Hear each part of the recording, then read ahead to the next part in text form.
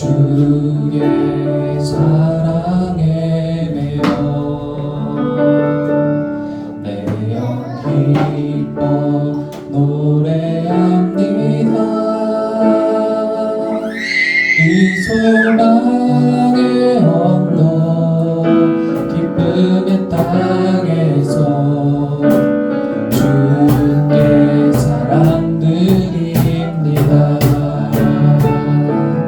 오직 주의 임재 안에 갇혀 내 영 기뻐 찬양합니다. 이 소명의 언덕 거룩한 땅에서 주께 경배드립니다. 주께서 주신 모든 은혜 나는 말할 수 없네. 내 영혼 즐거이 주 따르렵니다. 주께 내 삶들이 다시 한번 찬양합니다. 오직 주의 사랑에 매여 내 영 기뻐 노래합니다. 이 소명의 언덕 기쁨의 땅에서 주께 사랑드립니다.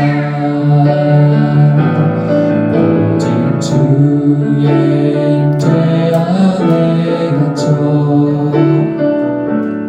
내 영 기뻐 찬양합니다. 이 소명의 언덕 거룩한 땅에서 주께 경배드립니다. 주께서 주신 모든 은혜 나는 말할 수 없네. 내 영혼 즐거이 주 따르렵니다. 주께 내 삶들이 주께서 주신 모든 은혜 나는 말할 수 없네. 내 영혼 즐거이 주 따르렵니다. 주께 내 삶드립니다. 우리 이 시간 함께 잠깐 기도하기 원합니다. 주님, 우리가 요셉과 같이 우리의 삶에 흔들리고 낙심하고 우리 인생의 내리막길 가운데에서 방황하는 것이 아니라 아버지 오직 주님의 사랑에 내어 사는 주님의 자녀들이 되게 하여 주시옵소서. 주님께서 주신 그 모든 은혜를 아버지 우리가 기억하고 기쁨과 감사함과 즐거움으로 살아가는 복된 인생들이 되기 원합니다. 이 시간 함께 기도하겠습니다. 사랑해 주님 감사합니다. 아버지 오늘 또 귀한 예배 시간에 우리 가운데 허락하심을 감사드립니다. 아버지 우리는 다 사랑이 필요합니다. 주님의 사랑의 시간 예배 가운데 우리가 경험하기를 원합니다. 우리의 마음에 주님의 사랑이 근본 경험되어지게 하여 주시옵소서. 위로부터 오는 신령한 것들을 아버지 우리가 충만하게 받게 하시고 아버지 그것들로 인해서 우리의 마음의 중심 가운데에 만족함이 있도록 주님 역사하여 주시옵소서. 주님께서 만져주시고 역사하여 주실 것을 기대합니다. 감사드리며 예수님의 이름으로 기도합니다.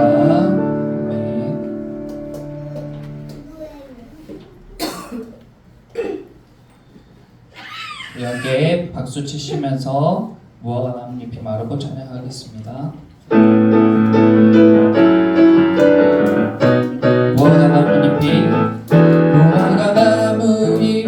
마르고 포도 열매가 없으며 감람나무 열매 그치고 논밭에 식물이 없어도 우리의 양떼가 없으며 외양간 송아지 없어도 난 여호와로 즐거워하리 난 여호와로 즐거워하리 난 구원의 하나님을 인해 기뻐하리 무화과 나무잎이 마르고 포도 열매가 없으며 감람나무 열매 그치고 논밭에 식물이 없어도 우리의 양떼가 없으며 외양간 송아지 없어도 난 여호와로 즐거워하리 난 여호와로 즐거워하리 난 구원의 하나님을 인해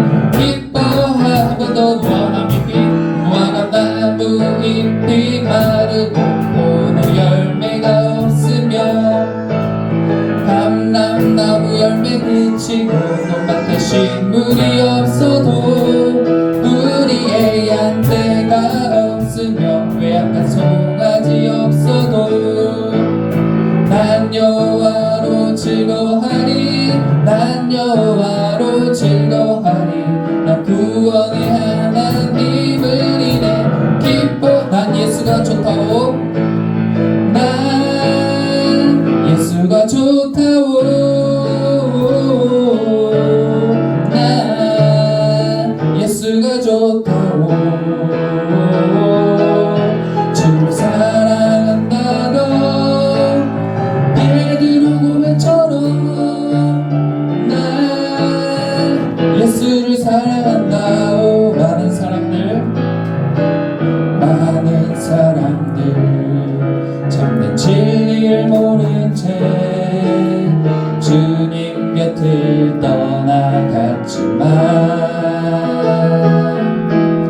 내가 만난 주님은 참 사랑이었고 진리고 소망이었소 아멘 난 예수가 좋다오 난 예수가 좋다오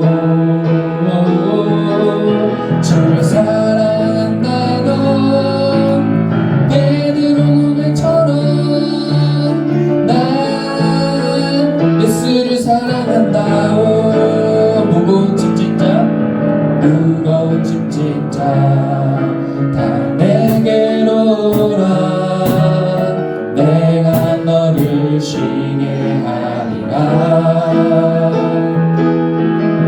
이 길만이 생명이니 참 복된 길이라 항상 내게 들려 형제자매여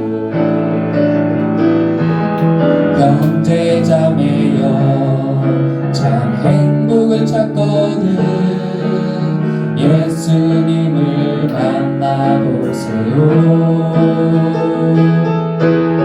그분으로 인하여 참 평안을 얻으며 나와 같이 고백할 거요 난 예수가 좋다오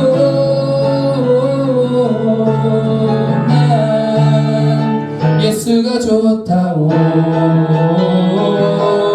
주를 사랑한다던 베드로 고백처럼 난 예수를 사랑한다오 난 예수가 좋다오 난 예수가 좋다오 주를 사랑한다던 베드로 고백처럼 난 예수를 사랑한다오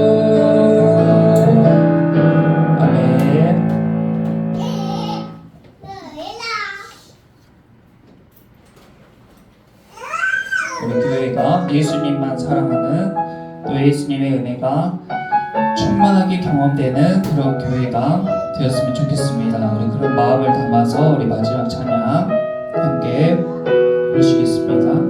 진정한 예배가 숨쉬는 교회, 주님이 주인 되시는 교회, 믿음의 기도가 쌓이는 교회, 최고의 찬양을 드리는 교회, 말씀이 살아 움직이는 교회, 성도의 사랑이 넘치는 교회, 섬김과 헌신이 기쁨이 되어 열매 맺는 아름다운 교회, 주님의 마음 닮아서 이웃을 사랑하는 교회, 주님의 영광을 위해서 빛 되신 주님 전하는 교회, 사랑의 불꽃이 활짝 피어나 날마다 사랑에 빠지는 교회, 주께서 사랑하는 우리 교회가 이런 교회 되게, 진정한 예배가 진정한 예배가 숨쉬는 교회, 주님이 주인 되시는 교회, 믿음의 기도가 쌓이는 교회, 최고의 찬양을 드리는 교회, 말씀이 살아 움직이는 교회, 성도의 사랑이 넘치는 교회, 섬김과 헌신이 기쁨이 되어 열매 맺는 아름다운 교회, 주님의 마음 닮아서 이웃을 사랑하는 교회, 주님의 영광을 위해서 빛 되신 주님 전하는 교회, 사랑의 불꽃이 활짝 피어나 날마다 사랑에 빠지는 교회, 주께서 사랑하는 우리 교회가 이런 교회 되게 하소서. 주께서 사랑하는 우리 교회가 이런 교회 되게 하소서. 우리 시간 함께 예배를 위해서 기도하겠습니다. 아버지, 우리가 찬양한 것과 같은 그런 교회가 우리 처음사랑교회가 되게 하여 주시옵소서. 우리 시간 함께 기도하겠습니다. 고마우신 주님 감사합니다. 아버지, 오늘도 주님의 그 사랑 안에서 우리 함께 교제하고 예배합니다. 아버지, 우리가 찬양한 것처럼 진정한 예배가 드려지는 교회, 아버지 주님이 사랑하시는 그런 교회가 되기를 원합니다. 섬김과 헌신이 기쁨이 되는 교회가 되게 하여 주시옵시고,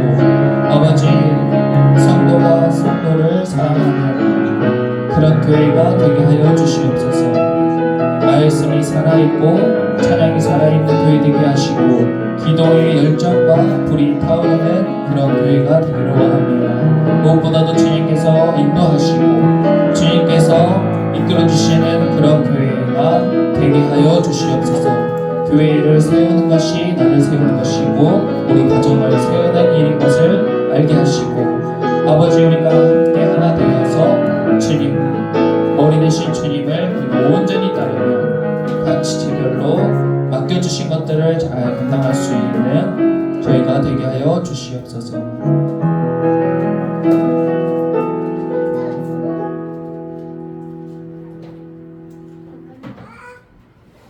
알파 오메가여 처음과 나중 되시는 하나님, 오늘 또 거룩한 주일에 주님 앞에 나와 예배하게 하시니 감사합니다. 일주일 살아가면서 하나님께서 기뻐하시지 않는 죄들이 우리 가운데 들어왔다면 머리부터 발끝까지 예수의 보혈로 깨끗게 하시고 이 시간 예배 가운데 성령님의 임재를 경험하며 느끼게 하여 주시옵소서. 우리 처음 사랑 교회가 찬양의 고백처럼 주님의 마음을 담고 주님의 영광을 위해 살아가는 교회가 되게 하시고 주님께서 세우셨사오니 온전히 주님께서 주인이 되시는 교회가 되게 하여 주시옵소서. 이 시간 말씀 전하시는 목사님에게도 성령의 권능으로 붙들어 주시고 말씀 듣는 저희가 듣는 데서 그치는 것이 아니라 깨닫고 심령 가운데 새겨 말씀대로 살아가게 믿음에 믿음을 더하여 주시옵소서. 예배도 온전히 주님께 올려드리며 예수님의 이름으로 기도드렸습니다. 아멘. 우리 모두 자리에서 일어나서 함께 찬양하겠습니다.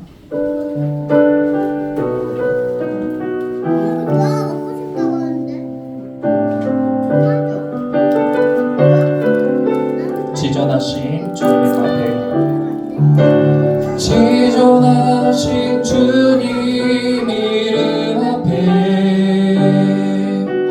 모두 무릎 꿇고 다 경배해 거룩하신 주님 보좌 앞에 엎드려 절하세. 아멘. 예수는 그리스도 예수는 주 하나님의 영으로 경배 드리리.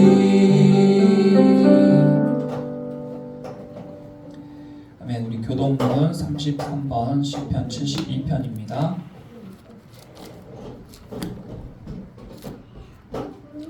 하나님이여 주의 판단력을 왕에게 주시고 주의 공의를 왕의 아들에게 주소서.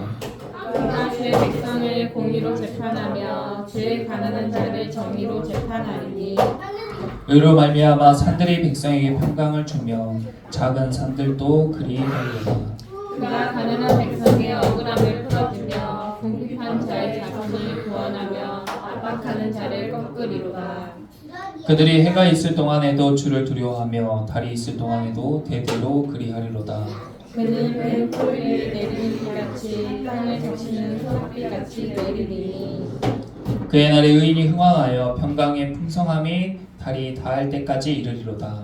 그가 바다에서부터 바다까지와 강에서부터 하늘까지 다스리리니 모든 왕이 그의 앞에 부복하며 모든 민족이 다 그를 섬기리로다. 아멘. 우리 사도신경으로 신앙을 고백하겠습니다. 나는 전능하신 아버지 하나님 천지의 창조주를 믿습니다. 나는 그의 유일하신 아들 우리 주 예수 그리스도를 믿습니다. 그는 성령으로 잉태되어 동정녀 마리아에게서 나시고 본디오 빌라도에게 고난을 받아 십자가에 못 박혀 죽으시고 장사된 지 사흘 만에 죽은 자 가운데서 다시 살아나셨으며 하늘에 오르시어 전능하신 아버지 하나님 우편에 앉아 계시다가 거기로부터 살아있는 자와 죽은 자를 심판하러 오십니다. 나는 성령을 믿으며 거룩한 공교회와 성도의 교제와 죄를 용서받는 것과 몸의 부활과 영생을 믿습니다. 아멘.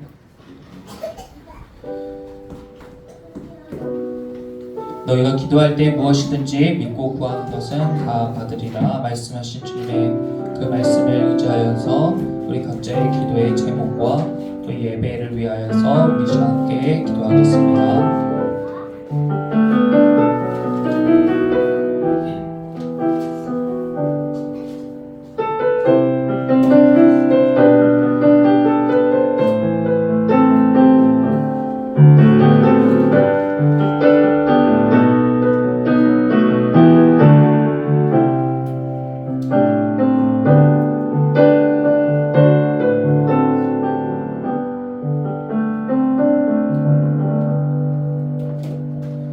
천지의 주제이신 여호와 하나님, 이 시간 우리의 예배 가운데에 함께하여 주시고 이 예배가 온전히 주님께 영광을 올려드릴 수 있는 복된 예배가 되게 하여 주시옵소서.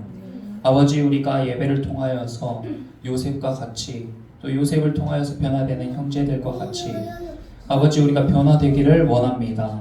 하나님이 원하시는 모습대로 우리와 또 우리의 가정들과 우리의 직장과 우리의 이웃들을 변화시켜 주시옵소서. 하나님께 온전히 우리의 인생을 맡겨드리며 또 오늘 예배도 맡겨드리오니 우리의 생각과 마음을 주관하시고 우리의 입술과 우리의 정성이 주님을 향할 수 있도록 아버지 저희 가운데 거하여 주시옵소서. 성령께서 이 시간 운행하여 주실 것을 기대합니다. 온전히 주님만 의지하며 예배하게 하시고 우리를 하나 되게 하여 주시옵소서. 오늘도 함께하여 주시고 예배 가운데 우리를 인도하여 주신 주님께 감사드리며 거룩하신 예수님의 이름으로 기도드립니다. 아멘. 우리 모두 자리에 앉겠습니다. 교회 소식을 말씀드리겠습니다. 우리 그 교회에서 이렇게 아이들 소리가 들리는 것은 엄청 감사한 일이에요. 그래서 물론 예배 드릴 때에 집중이 좀 안 될 수도 있는데 아이들을 다른 방으로 보내는 게 아니라 예배 드릴 때 같이 예배 드리고 우리 부모 세대들이 어른들이 더 집중하시면 좋겠습니다. 네, 아이들이 더 막 떠들어도 그걸 이제 감사하게 생각하시고 더 예배에 이렇게 몰입할 수 있도록 우리가 노력하면 좋겠습니다. 2024년 성도님들의 가정이 행복하시기를 기도합니다. 우리 처음사랑교회가 좋은 교회 될 수 있도록 함께 기도해 주시기를 부탁드립니다.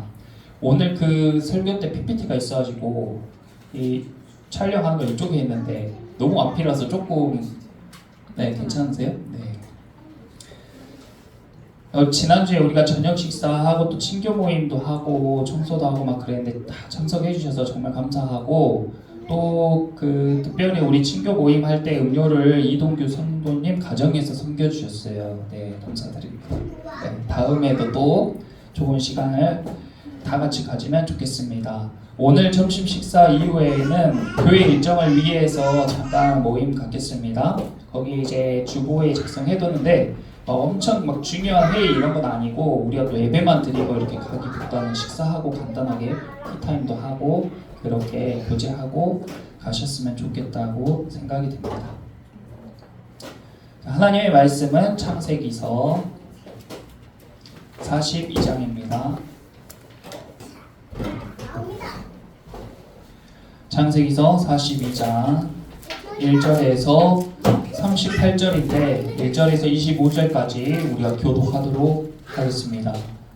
구약성경 65페이지 창세기서 42장 1절에서 25절, 제가 한 절, 여러분이 한 절 읽겠습니다. 그때 야곱이 애굽에 곡식이 있음을 보고 아들들에게 이르되 너희는 어찌하여 서로 바라보고만 있느냐. 야곱이 또 이르되 내가 들은즉 애굽에 곡식이 있다니 너희는 그리로 가서 거기서 우리를 위하여 사오라. 그러면 우리가 살고 죽지 아니하리라 하매 요셉의 형 10사람이 애굽에서 곡식을 사려고 내려갔으나 야곱이 요셉의 아우 베냐민은 그의 형들과 함께 보내지 아니하였으니 이는 그의 생각에 재난이 그에게 미칠까 두려워함이었더라. 이스라엘의 아들들이 양식 사러 간 자 중에 있으니 가나안 땅에 기근이 있음이라. 때에 요셉이 나라의 총리로서 그 땅 모든 백성에게 곡식을 팔더니 요셉의 형들이 와서 그 앞에서 땅에 엎드려 전하매 요셉이 보고 형들인 줄 알아 모른 채하고 엄한 소리로 그들에게 말하여 이르되 너희가 어디서 왔느냐? 그들이 이르되 곡물을 사려고 가나안에서 왔나이다. 요셉은 그의 형들을 알아보았으나 그들은 요셉을 알아보지 못하더라. 요셉이 그들에게 대하여 꾼 꿈을 생각하고 그들에게 이르되 너희는 정탐꾼들이라 이 나라의 틈을 엿보려고 왔느니라. 그들이 그에게 이르되 내 주여 아니니이다. 당신의 종들은 곡물을 사러 왔나이다. 우리는 다 한 사람의 아들들로서 확실한 자들이니 당신의 종들은 정탐꾼이 아니니이다. 요셉이 그들에게 이르되 아니라 너희가 이 나라의 틈을 엿보러 왔느니라. 그들이 이르되 당신의 종 우리들은 12 형제로서 가나안 땅 한 사람의 아들들이라. 막내 아들은 오늘 아버지와 함께 있고 또 하나는 없어졌나이다. 요셉이 그들에게 이르되 내가 너희에게 이르기를 너희는 정탐꾼이라 한 말이 이것이니라. 너희는 이같이 하여 너희 진실함을 증명할 것이라. 바로의 생명으로 맹세하노니 너희 막내 아우가 여기 오지 아니하면 너희가 여기서 나가지 못하리라. 너희 중 하나를 보내어 너희 아우를 데려오게 하고 너희는 같이 하였으나 내가 너희의 말을 시험하여 너희 중에 진실이 있는지 보리라. 바로의 생명으로 맹세하노니 그리하지 아니하면 너희는 과연 정탐꾼이니라 하고 그들을 다 함께 3일을 가두었더라. 사흘 만에 요셉이 그들에게 이르되 나는 하나님을 경외하노니 너희는 이같이 하여 생명을 구절하라. 너희가 확실한 자들이면 너희 형제 중 한 사람만 그 옥에 갇히게 하고 너희는 곡식을 가지고 가서 너희 집안의 굶주림을 구하고 너희 막내 아우를 내게로 데리고 오라. 그러면 너희 말이 진실함이 되고 너희가 죽지 아니하리니 그들이 그대로 하리라. 그들이 서로 말하되 우리가 아우의 일로 말미암아 범죄하였도다. 그가 우리에게 애걸할 때에 그 마음의 괴로움을 보고도 듣지 아니하였으므로 이 괴로움이 우리에게 임하도다.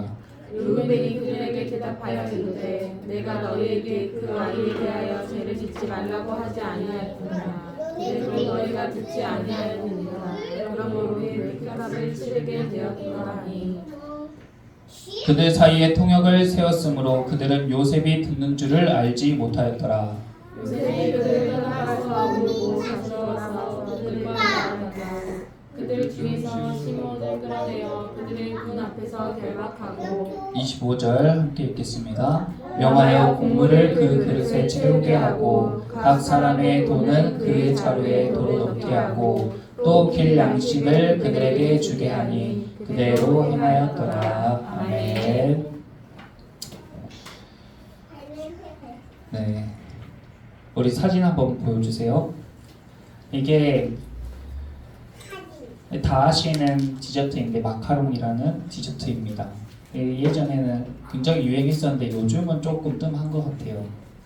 근데 이 마카롱을 제가 그때 나왔을 때 이렇게 먹어보니까 가격이 한 개에 2,000원에서 5,000원도 하더라고요. 이게 아주 작잖아요. 근데 무슨 디저트가 이렇게 비싸냐? 이 처음 접한 사람들은 다 그런 느낌을 받았을 거예요.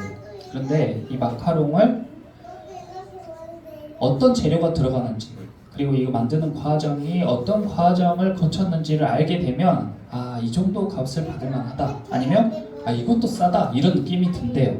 저도 대략적으로 이 마카롱 만드는 과정이나 재료들을 보니까 와, 이 조그만 데에 이렇게 많은 정성과 노력이 들어가구나 생각이 들더라고요.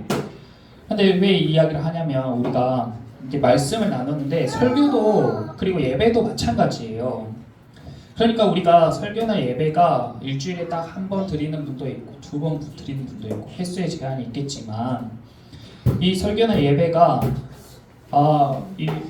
그래 이렇게 목사님이 이렇게 준비하시겠지 이렇게 생각하는 거랑 또 그 과정이 어떻게 되느냐를 알고 보는 거랑 음식이랑 똑같잖아요. 우리가 말씀도 우리가 먹는 거기 때문에 그래서 이것과 마찬가지로 이런 과정을 성도들이 조금 알아도 괜찮겠다 생각이 들더라고요.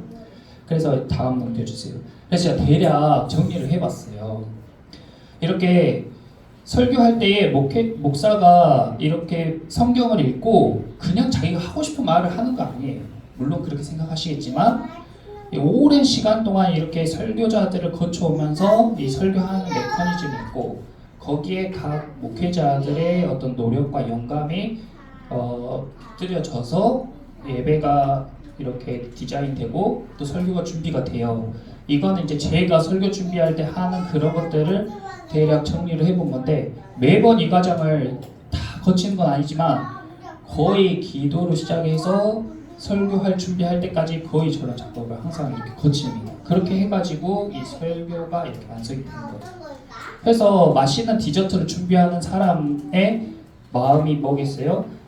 손님들이 와서 그걸 먹고 와 맛있다 또 먹으러 와야지 이런 것처럼 우리도 이렇게 예배 준비를 하고 설교 준비를 할 때 성도분들이 그 말씀을 맛있게 먹고 또 영이 살찌우고 또 먹고 싶다 그런 마음이 들게끔 그런 마음으로 이렇게 준비를 하고 있습니다.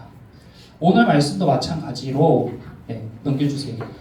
오늘 말씀도 마찬가지로 그런 것들을 고려를 하면서 본문을 묵상하고 기도하고 또 어떤 것들을 이렇게 성도와 함께 나누면 좋을까 이렇게 묵상을 하는데 우리가 요셉을 보고 요셉의 형제들 그리고 야곱을 보았을 때 꼭 우리 이야기 같잖아요. 성경이 정말 보면 볼수록 남 이야기, 옛날 이야기가 아니라 내 이야기 같은 거예요. 그래서 오늘 또 요셉이 아니라 요셉의 형들을 보는데 꼭 나갔다. 꼭 예전에 나갔다는 생각이 들고 그리고 그 성도 그 요셉의 형제들이 이제 변화되려고 하는 시점, 변화되어지는 모습 이런 것들이 보이더라고요. 요셉의 형들이 변화되기 전엔 어떤 모습이었냐? 이 요셉의 형들과 같은 이런 사람들을 명목상 성도라고 그렇게 부를 수가 있어요. 그러니까 이름 그대로 이름만 크리스찬인, 겉모양만 크리스찬인 그런 성도에서 이제 정말 이 마음의 중심이 크리스찬으로 변화되어지는 과정. 왜 이런 과정이 필요하냐? 이 요셉의 스토리는 맨 처음에 뭐라고 소개가 됐냐면 요셉의 이야기입니다. 이렇게 소개된 게 아니고 야곱의 족보라라고 시작이 돼요. 그러니까 이 이야기는 요셉이 계속 나와서 요셉 이야기 같지만 사실 누구 이야기예요? 야곱의 이야기인 거예요. 근데 야곱의 인생에서 그만큼 요셉이 중요한 역할을 차지하기 때문에 요셉이 많이 나오는 겁니다. 그런데 왜 야곱의 이야기가 이렇게 길게 할애가 됐고 결국 50장까지 다 야곱 이야기인 거예요. 그리고 야곱 이야기로 창세기가 맞춰지는데 왜냐하면 야곱이 이스라엘로 이름이 바뀌어요. 그리고 그 야곱이라는 사람, 그 이스라엘이라는 사람을 통해서 하나님의 나라가 만들어집니다. 그 나라가 이스라엘이에요. 그리고 그 야곱의 자녀들, 12명의 자녀들을 통해서 그 이스라엘이라는 나라를 구성하는 12지파가 완성이 돼요. 그러니까 창세기는 하나님의 나라를 만들어 가는데 야곱이라는 사람을 통해서 하나님의 나라가 완성이 되고 또 그의 자녀들을 통해서 그 나라가 어떻게 이루어지는지 그 과정을 쭉 설명한 책이라고 보시면 돼요. 그러면 그것이 거기에서 맞춰지는 게 아니라 우리에게 적용되어야 할 시점은 이 야곱이라는 이스라엘이라는 나라가 곧 우리가 있는 교회와 같다는 거예요. 그래서 교회가 어떻게 만들어지냐. 그리고 그 이스라엘 안에 12지파 사람들을 통해서 그 나라가 형성되었듯이 교회의 성도들이 어떻게 변화되고 어떻게 구성이 되느냐에 우리가 적용할 수 있다는 거예요. 이 이야기를 통해서. 야곱과 요셉의 형제들은 형편없었죠. 형편없는 사람들이었어요. 하나님을 믿고 따른다고는 했지만 겉모양만 크리스천이었어요. 말이나 행동은 전혀 그렇지 않았어요. 그런데 그 야곱과 요셉의 형제들이 누구를 통해서 변화되어 가요? 요셉을 통해서 변화되어 가는 거예요. 그래서 요셉은 예수님의 모형입니다. 먼저 자기가 애굽에 억울하게 끌려가요. 거기서 엄청난 고난을 당해요. 그리고 그 고난 끝에 총리가 되었어요. 왕이 된단 말이에요. 그리고 야곱의 자녀들이 다 요셉을 통하여서 변화받고 요셉을 통하여서 생명을 공급받고 요셉을 통하여서 부유해지고 요셉을 통하여서 하나가 됩니다. 그와 같이 우리도 예수님을 통해서 변화되고 예수님을 통해서 생명을 공급받고 예수님을 통해서 하나가 될 줄 믿습니다.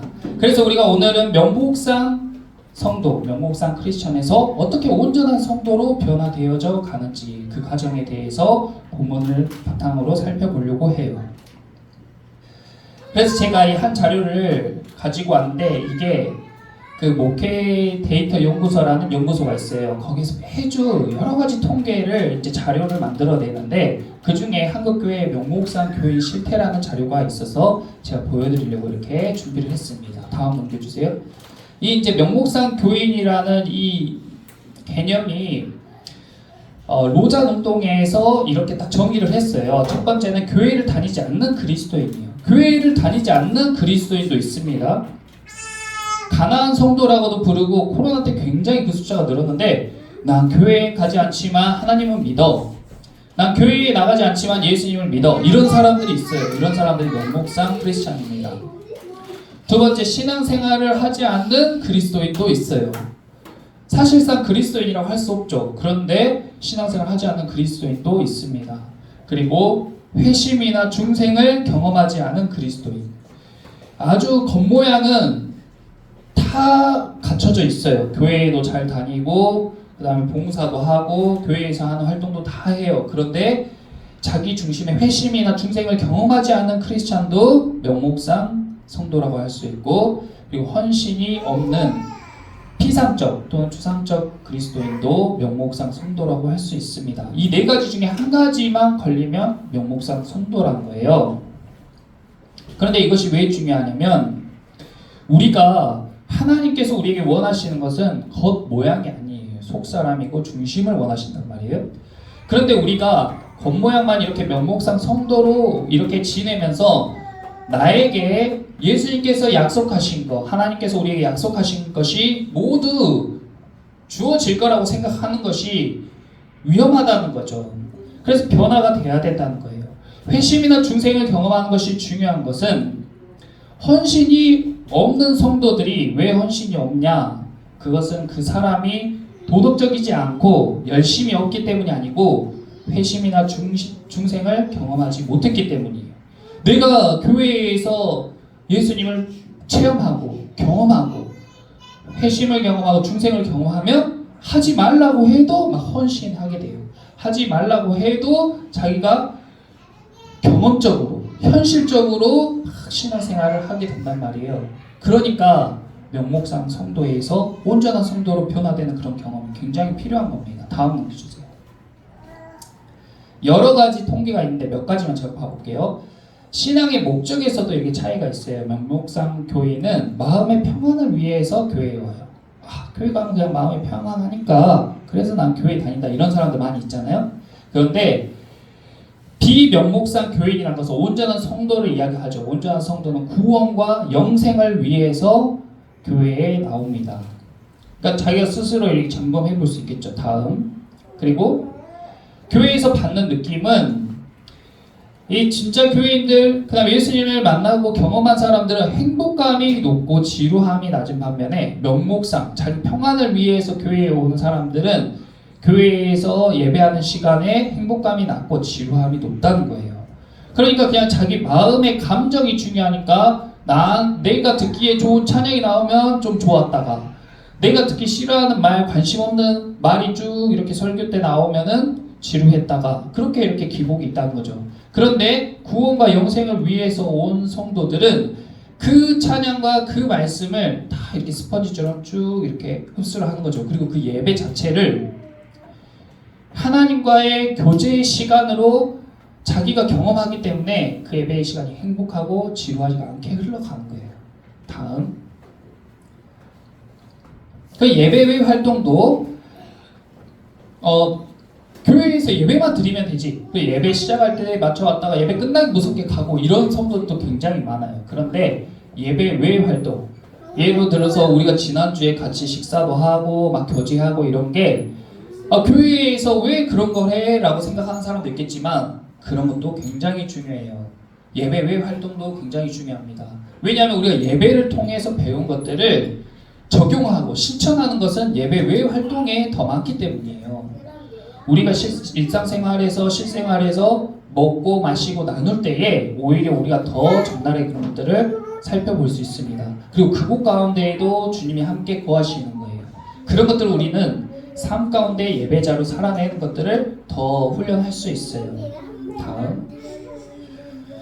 그리고 명목상 교인의 헌금 액수가 비명목상 교인에 크게 못 미친다. 이 헌금 얘기나 돈 얘기를 교회에서 하면 굉장히 성도들이 부담스러워하고 싫어하기 때문에 목회자들이 제일 기피하는 말씀 중에 한 개입니다. 그런데 저는 제일 처음에 개척할 때도 말씀드렸지만 성도분들이 무리하지 않는 선, 부담되지 않는 선에서 믿음대로 헌금하는 것은 건강하다고 생각이 돼요. 왜냐하면 우리가 우리가 야곱을 보잖아요. 야곱은 이 가정교회의 목회자예요. 영적인 지주입니다. 그런데 이 가정에 이런 문제와 큰 어려움들이 누구 때문에 생긴 거예요? 원인적으로 보면 야곱 때문에 그런 일이 생긴 거예요. 그리고 그 야곱의 무엇 때문에 그런 게 생겼냐면 야곱이 요셉을 편애했기 때문에 형들이 요셉을 미워하고 요셉을 팔고 이런 일들이 계속 일어나게 된 겁니다. 근데 야곱은 알아요, 몰라요? 절대 몰라요. 자기 자식이 자기의 우상이 되었다는 걸 모른다고요.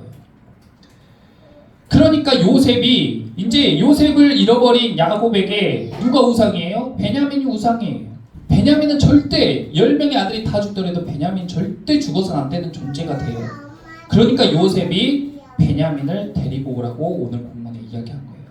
마찬가지로 내가 하나님의 뜻에 따르겠습니다. 나는 죽고 예수로 살겠습니다. 예수님이 내 생명보다 귀합니다. 입술로는 엄청 고백하는데 내 수입의 10분의 1을 헌물로 하나님께 드리세요 하면은 막 시험 들고 막 마음이 쿵쾅쿵쾅하고 그러면은 말이랑 마음이랑 생각이 안 맞는 거잖아요. 그렇게 신앙생활을 하는 사람이 많다는 거예요. 요셉이 도덕적인 삶을 살아서 구원받고 하나님과 친밀한 게 아니에요. 하나님과 친밀함을 경험함으로 자기가 중생하고 변화되면서 이후로 도덕적인 사람이 되어가는 거예요. 마찬가지로 우리가 이 뇌물과 예물에 대해서 제가 전에 말씀드렸잖아요. 하나님께 뇌물로 이걸 드리면서 하나님 제가 이거 드렸으니까 저를 구원해 주세요. 제 문제를 해결해 주세요. 이게 아니에요. 하나님을 믿고 하나님과 친밀해졌더니 나의 중심에서 그런 헌신 그리고 그런 하나님께 드리고자 하는 마음 내가 내고 다 드리고 싶지만 못 드려서 아쉽습니다. 그러나 제가 받은 모든 거 하나님께서 주신 것이라고 저는 믿고 의지하니 이 10분의 1을 하나님께 드림으로써 내 모든 것이 하나님의 것이라는 것을 내 믿음으로 고백합니다. 이런 믿음으로 드리는 거예요. 그런데 11조 여부를 물었더니 비명목상 교회인은 4명 중에 3명이 11조를 했고 명목상 교회인은 44% 그러니까 둘 중에 한 명이 좀 못되게 그렇게 했다는 거예요. 다음 그리고 성경 읽기와 기도하기가 굉장히 확연하게 차이 나죠. 근데 반대로 이야기하면 뭐냐면 여기 나와 있는 이 통계 예배드리고 예배 활동에 참여하고 그리고 예물도 드리고 성경 읽고 기도하고 이런 루트를 통해서 우리가 회심하고 중생하는 경험을 하게 되는 겁니다. 꼭 그래야 되는 건 아닌데 어떤 그런 루트 중에 우리가 그런 것들을 경험할 수 있는 그런 게 생기는 것이죠. 가만히 있는데 그런 경험을 할 수는 없는 거예요. 다음 그래서 우리가 이 명목상 성도였던 요셉의 형제들이 온전한 성도로 변화되는 시점 그것을 위해서 하나님이 그들에게 무엇을 보냈냐면 기근을 보냈어요. 우리가 예수님을 믿으면 잘 먹고 잘 살기만 한 게 아니라 가난도 경험할 수도 있고 질병도 경험할 수도 있고 억울한 누명을 쓸 수도 있고 여러 가지 어려움을 겪을 수 있어요. 근데 옆집 사람은 예수도 안 믿는데 사업도 잘 되고 돈도 잘 벌고 아프지도 않고 너무 잘 사는 것 같아. 근데 그게 잘 사는 게 아닌 거예요. 왜냐하면 여기 야곱과 그의 가족들에게도 큰 기근을 주었던 것처럼 이 기근은 그들이 물론 어려움을 겪긴 하지만 그 기근으로 인해서 이들이 완전히 변화되는 그런 경험을 할 수가 있게 되는 거예요. 그래서 필요하기 때문에 하나님이 우리에게 이런 어려움을 주실 때가 있습니다. 자, 2절 보세요. 야곱이 또 이르되 내가 들은즉 저 애굽에 곡식이 있다 하니 너희는 그리로 가서 거기서 우리를 위하여 사오라. 그러면 우리가 살고 죽지 아니하리라. 자, 거기 우리가 살고 죽지 아니하리라 밑줄 거 보세요. 자, 오늘 계속 변화에 대해서 이야기를 할 건데, 야곱은 이 가정교회의 목회자 같다고 했어요. 이 야곱이 자녀들은 이 기근에 어떻게 해야 될지 알지 못했어요. 그래서 서로 막 멀뚱멀뚱 바라만 보고 있는 거예요. 그런데 야곱이 뭐라고 했어요? 야, 저기 애굽에 가면은 양식이 있어. 그 양식을 먹으면 우리가 살고 죽지 않을 거예요. 그러면 저는 여러분께 어디로 인도해야 돼요? 우리가 영적인 기근을 경험해요. 우리 영혼이 죽음을 경험해요. 그래서 우리가 멀뚱멀뚱 바라만 보고 있어. 문제가 뭔지 모르고 있어. 그런데 이 목회자 어디로 인도하는 거예요? 야곱이 요셉에게 자녀들을 인도했던 것처럼 목회자는 성도들을 예수님께로 인도하는 것입니다. 그래서 여러분은 저를 보고 신앙생활을 하는 게 아니라 저를 통해서 제 뒤에 있는 예수님을 바라보고 신앙생활을 해야 되는 거예요. 예수님을 만남으로 인해서 우리가 살고 죽지 않을 줄 믿습니다. 그래서 형제들이 이제 요셉을 만났어요. 요셉을 만났는데 요셉은 형제들을 대번에 알아봐요. 근데 형제들은 요셉을 알아보지 못해요. 우리 삶 가운데 주님은 늘 여러분과 함께 하십니다. 그런데 우리는 예수님이 우리 삶 가운데 역사하셔도 알아채지 못할 때가 많이 있어요. 가족을 통해서 일하실 때도 있어요.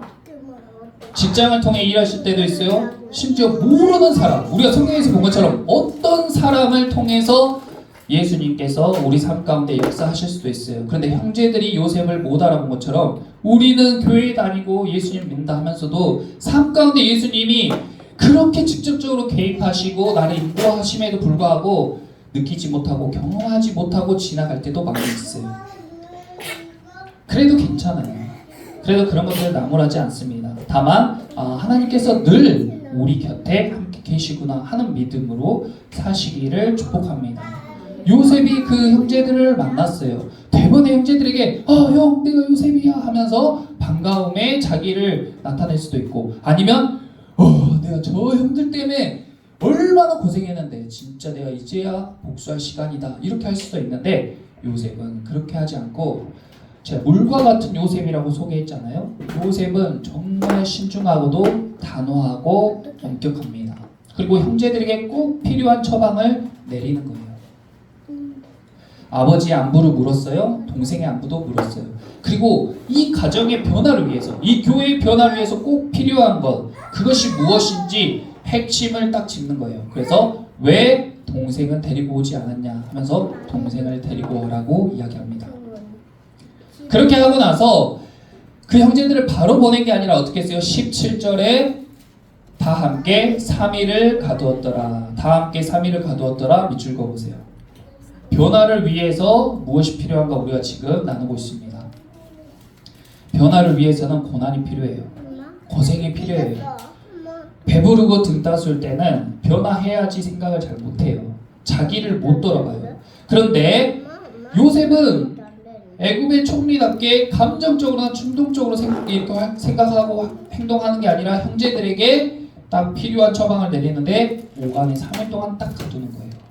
그 3일 동안 그 오간에서 벌벌벌 떨면서 우리가 가나안의 정탐꾼으로 오해받아가지고 딱 죽게 생겼다 하면서 3일 동안 벌벌벌 떨고 있는데, 그 벌벌벌 떨면서 누구를 생각했어요? 자기들이 팔아버렸던 동생을 생각한 거예요. 그래서 그게 꼭 필요해요. 우리에게 고난이 있을 때 우리의 죄가 떠올라요. 우리에게 고난이 있을 때 우리의 잘못이 떠올라요. 그러면 뭐 하게 돼요? 회개하게 되는 거예요. 형제들이 회개하기 시작했어요. 내 잘못 때문에 이런 일을 겪게 됐구나. 그 핏값을 우리가 치르구나. 그래서 예수님께서 회개하라, 천국이 가까이 왔느니라 이야기했잖아요. 회개하는 것이 회심하고 중생으로 가는 출발점입니다. 그런 과정이 다 있는 거예요. 그리고 요셉은 또 어땠어요? 이 형제들 때문에 요셉이 얼마나 많은 시간, 얼마나 큰 고난을 겪게 됐습니까? 그런데 그러면 그 형제들도 최소한 한 10년은 푹 감옥에 썩게 둬야 되는 거 아니에요? 아주 감옥 중에서도 제일 안 좋은 감옥에서 굶고 헐벗고 고초를 막 당하면서 그 감옥에서 내가 겪은 고통의 반의 반이라도 한번 겪어봐라 하고 거기 푹 썩게 둬야 되는 거 아니냐고요. 근데 며칠 받았어요? 딱 3일 가둔 거예요. 그리고 3일 이후에 형제들을 풀어주고 요셉이 형제들에게 무엇을 베풀었냐면 용서를 베푼 거예요. 이것이 바로 관대한 용서입니다. 우리는 우리에게 잘못한 사람에게 똑같은 보복을 하더라도 정의롭다고 해요. 내 눈 한쪽을 못 보게 만든 사람은 딱 그 사람의 눈 한쪽만 못 보게 해라. 이게 구약 성경에도 나오는 법이에요. 눈에는 눈, 이에는 이. 그 정도만 해도 괜찮다는 거예요. 내 아들의 팔 한 짝을 못 쓰게 만든 그 상대방 가족을 다 죽여버리지 말고 화가 난다고. 딱 너도 그만큼만 해라. 그래도 정의롭다고 하는 거예요. 근데 요셉은 그렇게 하지 않았어요. 예수님은 그렇게 하지 않았어요. 원수도 사랑했어요. 원수도 사랑했어요. 이 요셉이 형제들에게 보복하려고 벌을 내린 게 아니에요. 이 형제들에게 필요한 가벼운 벌을 내렸어요. 그리고 그들을 다 용서했습니다. 예수님의 마음이 그런 마음이에요. 형제들이 회개하면서 그 동생 요셉에게 우리가 그런 짓을 해서 우리가 핏값을 치르게 됐다 하면서 감옥에서 막 벌벌 떨고, 또 이제 시므온만 감옥에 있고 나머지 형제들은 동생 베냐민을 데려오라 하는데 이 베냐민을 아버지가 안 보낼 걸 뻔히 알아요. 그러니까 형제들이 지금 엄청 난감한 상황에 처하게 된 거예요. 그러니까 자기들끼리 아이고 우리가 왜 그랬을까 하면서 너무 후회하고 애통해하는 그 모습을 볼 때에 요셉이 어떻게 했어요? 24절에 요셉이 그들을 떠나가서 울고 다시 돌아왔습니다. 거기 울고의 동그라미 쳐보세요. 우리는 변화를 위해서 고난이 필요해요. 고통을 당해야 돼요. 그런데 제가 예전에 책에서 본 이야기 중에 이런 이야기가 있었어요. 2차 세계대전 때에 유대인들을 포로 수용소에 엄청나게 이렇게 가두는 일이 있었어요. 그들은 거기에서 잘 먹지도 못하고 정말 인간 이하의 취급을 받습니다. 근데 포로 수용소에서 유대인들이 이렇게 모여 살고 있는데 거기에서 매번 탈출하려는 시도가 끊임없이 있었어요. 하루는 어른들이 탈출하려고 하는데 어린 꼬마 아이가 저도 데려가 주세요 해가지고 어린아이랑 같이 탈출을 시도하게 된 거예요. 그런데 어른들은 도망가는데 어린아이는 달기가 늦으니까 군인들에게 잡혔습니다. 그리고 그 어린아이를 포로 수용소로 다시 데리고 온 그 군인들이 모든 유태인들을 모아놓은 자리에서 본보기로 그 어린아이를 목매달아 죽였어요. 근데 이 목을 맬 때에도 꽉 조른 게 아니고 고통스럽게 더 많은 사람들이 오랫동안 그 고통을 지켜보도록 줄을 느슨하게 묶어가지고 그 아이를 공중에 매달아 놓은 거예요. 그러니까 아이가 오랜 시간 동안 발버둥치고 고통하고 있으니까 그 유대인들이 그 아이를 보면서 눈물을 흘렸어요. 그러면서 도대체 하나님 어디 계시냐? 도대체 하나님 어디 있는 거냐? 그 안에 있는 영적 지도자에 도대체 저 아이가, 저 악당들이, 저 무례한 군인들이 저 어린아이를 저렇게 목매달고 애가 저기 발버둥치고 있는데 도대체 우리가 믿는 하나님 어디 계시냐? 그러면서 막 하나님에 대해 원망하고 슬퍼하면서 눈물을 흘리고 있대. 그 뒤에 어떤 나이가 지긋한 어른이 이렇게 말하는 거예요. 하나님은 지금 우리가 함께 계십니다. 아니 하나님이 함께 계시다며 저 아이를 당장 끌어내리는 군인들을 버려야지 뭐하고 계신 거냐 하니까 그 사람이 하나님이 우리와 함께 울고 계십니다. 이렇게 이야기한 거예요. 하나님이 우리가 어려움 당할 때 외면하고 모른 채 하는 게 아니에요. 저는 자기가 어려운 일을 당했을 때 하나님을 원망하고 하나님이 어디에 계시냐면서 막 하나님을 탓하는 사람들을 몇 보았어요. 그리고 교회를 떠나버리거나 신앙에 대해서 회의감 갖는 사람도 보았어요. 하나님은 없다라고 이야기해요. 그런데 하나님이 없는 것이 아니고 우리 곁에 늘 계시면서 그 우리에게 필요한 그 고난의 시간 동안에 같이 울고 계신 거예요. 요셉은 얼마든지 형제들에게 내가 요셉이에요 하면서 먹을 것도 주고 당장 부모를 초대할 수 있어요. 근데 그러면 어때요? 그 가정은 계속 그 모양이에요. 애굽에 와서 먹을 게 풍족해지죠? 그러면 또 형제들끼리 싸우고 유다는 또 여러 여자들을 주변에서 기웃기웃하고 결혼하지 않은 여자와 관계하고 또 형제들은 자기 감정대로 사람을 죽이고 때리고 이런 일이 되풀이 될 거란 말이에요. 그러니까 요셉은 마음이 아프더라도 그 형들이 겪는 그 고난의 시간을 감내하고 있는 거예요. 예수님 마찬가지로 우리 삶 가운데 고난을 허락하실 때 그것은 정말 우리의 죄와 잘못에 비하면 가벼운 형벌이지만 그 기간 동안 고통하는 우리를 위해서 함께 울고 계시는 주님이신 줄 믿습니다. 그리고 이 형제들이 생명을 얻기 위해서 자기의 재물을 가지고 왔어요. 양식을 사기 위해서 재물을 가지고 왔단 말이에요. 그래서 그 양식을 사기 위해 재물을 주고 양식을 받았습니다. 그런데 어떻게 했어요? 25절 보세요. 명하여 곡물은 그 그릇에 채우게 하고 각 사람의 돈은 그의 자루에 도로 넣게 하고 또 길 양식을 그들에게 주게 하니 그대로 행하였더라. 예수님은요, 돈이 필요해서 우리에게 헌금하라고 예물을 드리라고 한 게 아니에요. 교회에는 돈이 필요하죠. 근데 제가 목회자가 돈이 필요해서 여러분들에게 헌금에 대해서 예물에 대해서 이야기하는 게 아니에요. 하나님은 우리에게 받지 않으셔도 부유하고 우리가 드리는 예물이 필요한 분이 아니에요. 오히려 우리에게 필요하기 때문에 그것을 드리라고 하는 겁니다. 하나님이 막 일주일에 한 번씩 하나님 막 높임 받고 싶어가지고 우리한테 일주일에 한 번씩 예배드리라고 한 게 아니에요.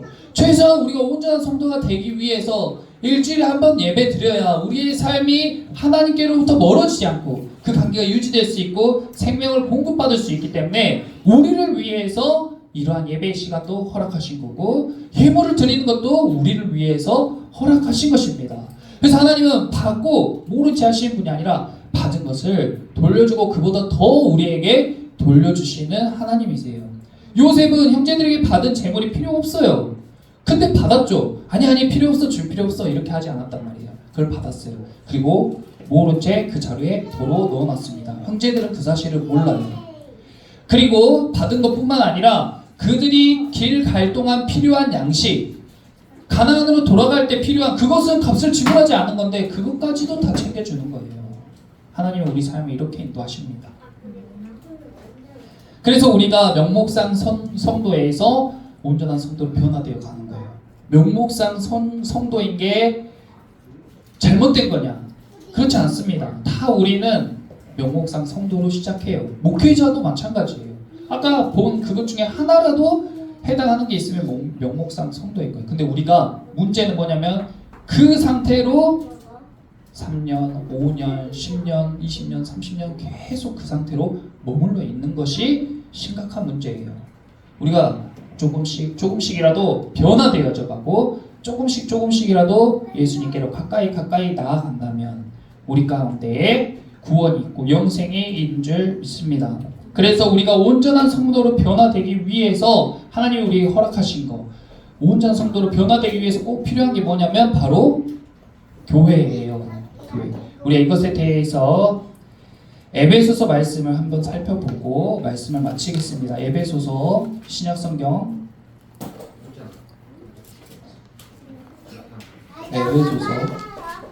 에베소서의 교회에 대해서 잘 나와 있는데 교회가 무엇이고 왜 우리의 변화를 위해서 교회가 꼭 필요한 것인지 우리가 한번 살펴보겠습니다. 에베소서 4장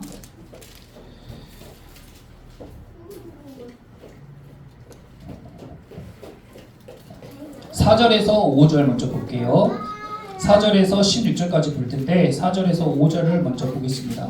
자, 먼저 우리가 변화되기 위해서 왜 교회가 꼭 필요하냐? 첫 번째는 4절에서 5절 제가 읽을게요. 몸이 하나요 성령도 한 분이시니 이와 같이 너희가 부르심의 한 소망 안에서 부르심을 받았느니라. 주도 한 분이시요 믿음도 하나요 세례도 하나요.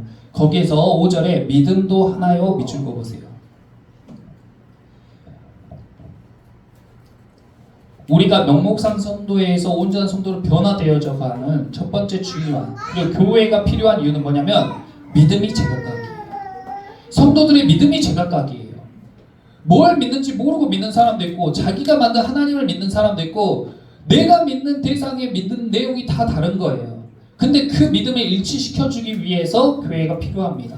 우리가 같이 예배하고 같은 말씀을 듣고 같이 묵상하고 같이 적용하면서 우리의 믿음이 초점이 맞춰지는 거예요. 믿음이 하나가 되는 거예요. 예수 그리스도를 믿는 믿음은 똑같아요. 그런데 그 삶의 내용이 다르잖아요. 그러면 그 사람들의 믿음이 다 다른 거예요.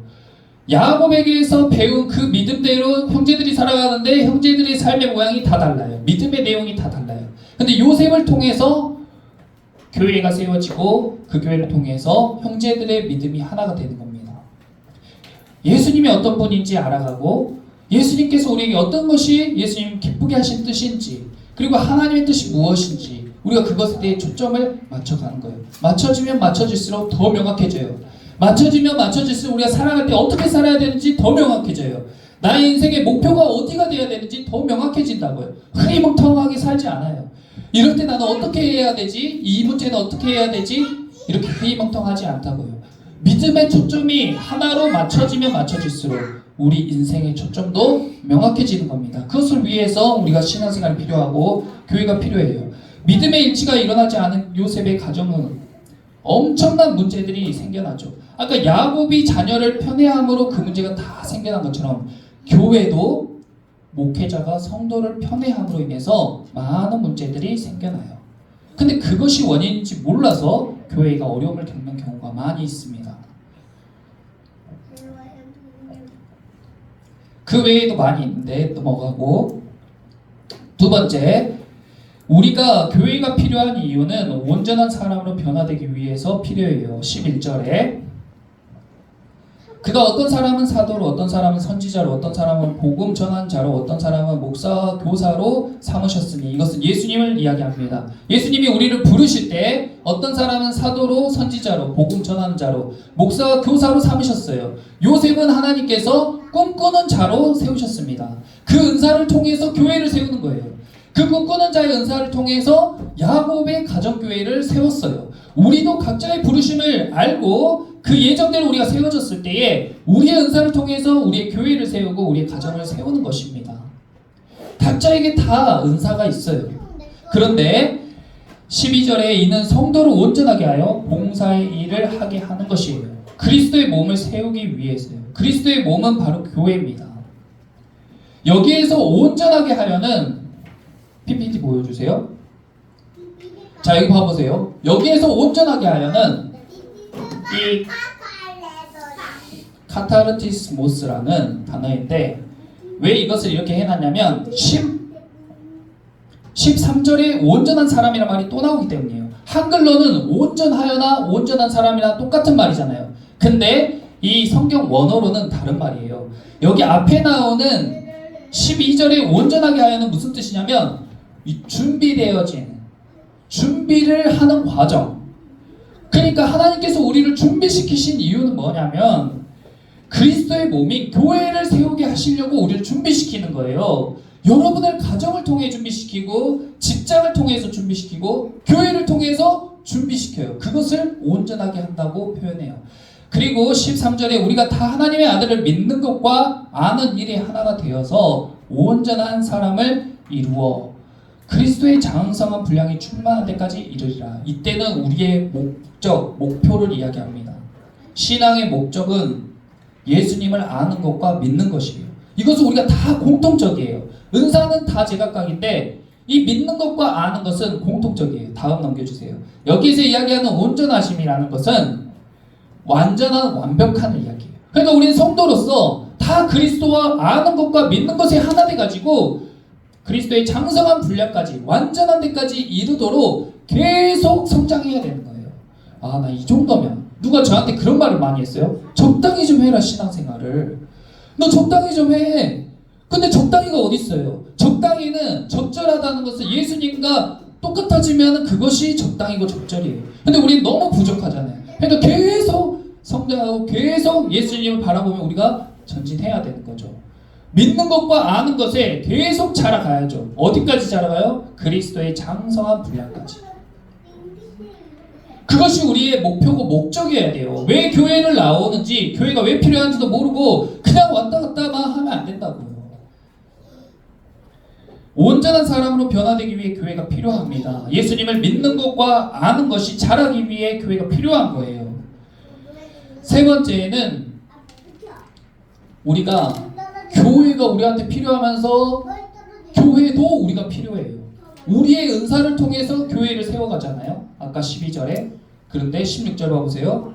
그에게서 온 몸이 각 마디를 통하여 도움을 받음으로 연결되고 결합되어 각 지체의 분량대로 역사하여 그 몸을 자라게 하며 사랑 안에서 스스로 세우느니라. 거기 스스로 세우느니라 밑줄 그어보세요. 우리가 교회의 머리는 예수 그리스도예요. 예수님이 머리 되세요. 제가 머리가 아닙니다. 예수님이 머리예요. 그리고 우리는 각 지체예요. 어떤 사람은 눈 역할을 하고, 어떤 사람은 코 역할을 하고, 어떤 사람은 손 역할을 하고, 어떤 사람은 발 역할을 해요. 그럼 예수님이 자, 손 움직여 하면 손이 움직여요. 발 움직여 하면 발이 움직여요. 그것이 건강한 교회예요. 근데 머리에서 명령한 대로 몸이 안 움직이는 것이 지체 장애예요. 교회가 예수님의 명령대로 안 움직이면 그 교회가 장애가 있는 거예요. 건강한 교회는 예수님이 명령한 대로 그 지체가 움직이는 교회예요. 우리는 각자 은사대로 부르심을 받았고 이 교회 가운데 우리 각자 역할이 있어요. 예수님이 감동하신 대로 내가 내 역할을 잘하면 교회가 건강하게 세워지는 거예요. 우리에게 은사를 주신 목적은 우리 성도들이 준비돼서 봉사의 일을 하게 하면서 그리스도의 몸인 교회를 세우게 하시려고 우리에게 그 은사를 주신 거예요.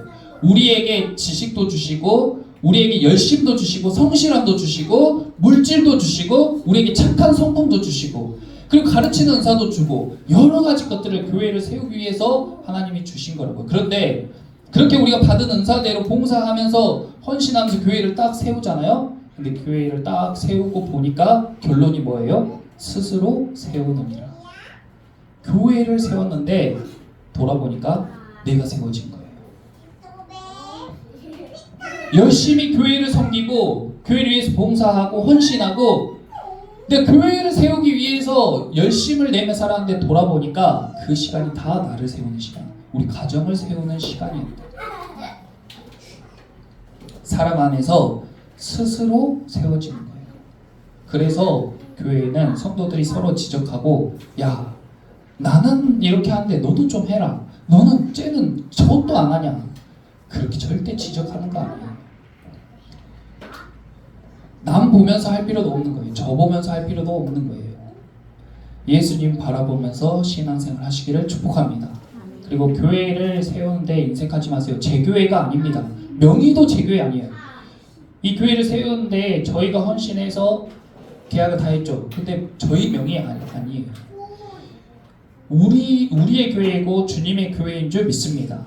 그래서 우리가 함께 똑같이 우리 각자의 역할대로 교회를 세우기 위해 힘쓰는 거예요. 그렇게 하면서 내가 세워지고 우리 가정이 세워지고 우리 이웃들이 세워지는 줄 믿습니다.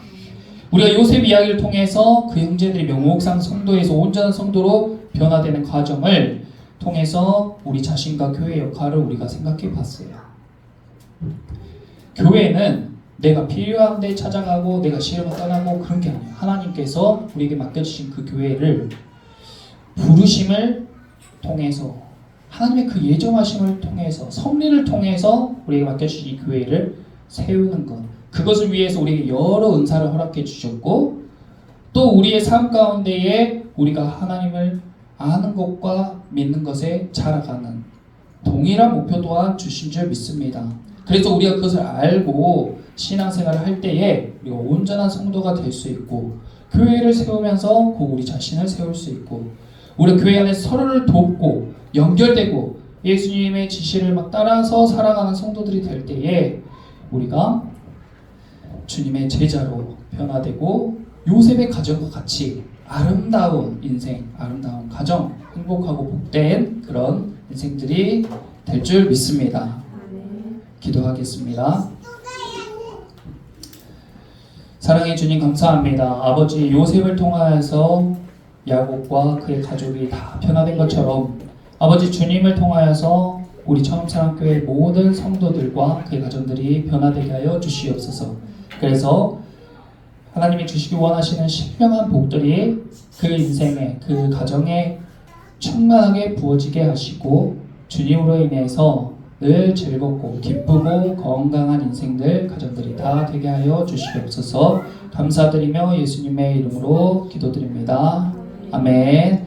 우리 모두 자리에서 일어나서 함께 찬양하시고 기도함으로 예배를 마치겠습니다.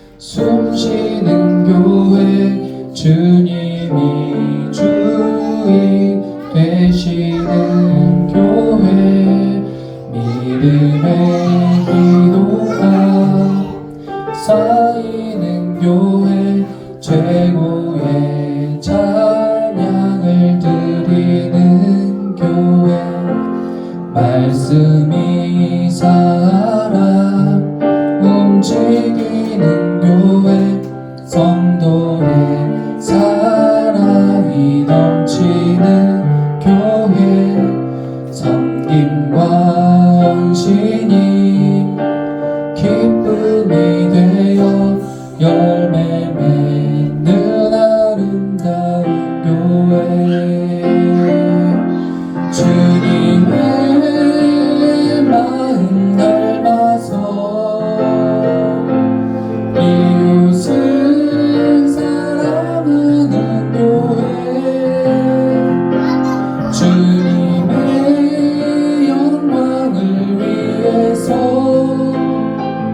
빛 되신 주님 전하는 교회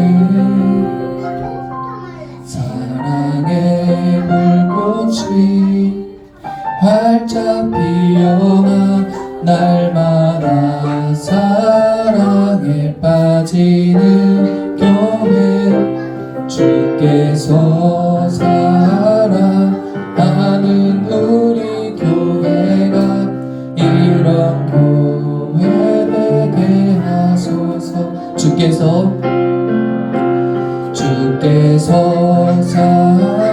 사랑하신 우리 교회가 이런 교회 되게 하소서 그렇습니다. 주님의 그 부르심과 예정 가운데 우리를 이 교회로 인도하시고 이 교회를 세우게 하시고 아버지 이 교회를 세움으로 인해서 우리를 변화시키시고 온전한 성도가 되게 하시고 또 우리를 스스로 세우게 하신 줄 믿습니다. 아버지 우리에게 꼭 필요한 것들을 알게 하시고 변화시켜 주시옵소서. 성령님께서 우리를 인도하여 주시기를 원합니다. 이 시간 우리 두 손 들고 주님의 이름 한번 외치고 아버지 우리가 더욱더 믿음의 장성한 분량으로 예수님을 닮아갈 수 있도록 우리를 변화시켜 주시옵소서. 주여 한번 외치고 다 같이 기도합니다. 주여 고마우신 주님 감사합니다. 아버지 우리가 각자의 은사대로 주님께서 우리에게 주신 그 은사가 아버지 우리가 사회에서 성공하고 아버지 사람들이 보기에 좋고 명예와 권력을 얻기 위한 은사가 아니라 아버지 우리가 섬김과 헌신을 통하여서 교회를 세우고 우리 이웃들을 세우기 위한 그것을 통하여서 주님과 하나님께 영광이 되는 삶을 살게 하기 위한 은사인 줄 믿습니다. 아버지 우리 봉사를 통해서 교회를 세우게 하시고 아버지 그리스도를 믿는 것과 아는 것에 더욱더 자라나게 하시며 그것을 통하여서 아버지는 스스로 세워지고 우리 가정이 세워지고 우리 자녀들이 세워지는 역사가 있게 하여 주시옵소서. 아버지 주님께서 주시기 원하시는 신령한 복들이 우리 삶 가운데 현실적으로 경험되게 하시고 추상적으로 신앙생활을 하는 것이 아니라 정말로 살아계신 하나님이 내 삶 곳곳에 역사하고 계심을 경험하고 증거하는 삶을 살게 하여 주시옵소서. 지금도 우리 예배 가운데 주관하시고 함께하신 주님 우리가 신실함으로 주님께 나아가기 원합니다. 아버지 우리가 드릴 것 없사오니 우리의 중심을 받아주시고 아버지 우리의 말과 행동과 생각과 마음이 일치되는 믿음의 하나됨을 경험하게 하여 주시옵소서. 교회를 통하여서 아버지 우리 성도들이 하나 되는 경험을 하게 하시고 예수 그리스도 하나 되는 경험하게 하시고 아버지 우리 영혼 육이 하나 되는 경험을 하게 하여 주시옵소서. 야곱이 그의 자녀들에게 말한 것과 같이 주님께로 가면 살고 죽지 아니하라고 말씀하셨습니다. 아버지 우리가 살고 죽지 아니하기 위해서 주님께 더 나아가기 원하오니 아버지 우리 발걸음을 인도하여 주시고 아버지 우리 중심 가운데에 주님이 더 크게 자리할 수 있도록 역사하여 주시옵소서. 주님께서 사랑하시는 그런 교회 되게 하시고 주님께서 사랑하시는 그런 인생이 되게 하시고 주님께서 사랑하시는 그런 가정이 되게 하여 주시옵소서. 부족하지만 우리가 더욱더 말씀을 따라가고 기도하며 주님의 음성을 구하기를 원합니다. 요셉을 보고도 알지 못했던 형제들과 같은 그런 안목이 아니라 믿음의 눈을 들어 주님을 바라볼 수 있는, 그래서 우리의 삶 구석구석 한순간도 우리 가운데 떨어지지 않고 역사하고 계시는 주님의 그 역사하심을 경험하게 하여 주시옵소서. 아버지, 우리가 주님께서 원하시는 모습으로 변화되기를 원합니다. 아버지, 그 모습이 하나님을 위한 모습이기 이전에 우리 자신을 위한 모습인 줄 믿습니다. 우리를 더욱더 복된 삶으로, 행복하고 건강한 삶으로 이끄시기 위하여서 오늘도 우리와 함께 하시고 예배 가운데 인도하여 주신 주님 감사를 드립니다. 아버지, 우리 처음사랑교회 모든 성도들이 주님 안에서 행복하고 또 그의 자녀들이 건강하고 우리 인생이 하나님 보시기에 부끄럽지 않은, 스스로도 공허하지 않은 인생이 되게 하여 주시옵소서. 이제는 우리와 함께 울고 웃으며 늘 우리와 함께 계시는 하나님의 그 지극하신 사랑하심과 우리보다 먼저 고초당하시고 큰 고난을 겪음으로 인해서 우리에게 생명을 주신 우리 주 예수 그리스도의 그 은혜와 아버지, 오늘도 우리를 감동시키시고 감동으로 변화시키시고 하나님과 더 친밀한 관계를 이루게 하시기 위해서 수고하고 헌신하시는 성령님의 교통하심이 오늘 함께 예배드리는, 또 우리를 통하고 우리와 함께 관계하는 모든 이유들 가운데 지금으로부터 영원토록 함께 하시기를 간절히 축원하옵나이다.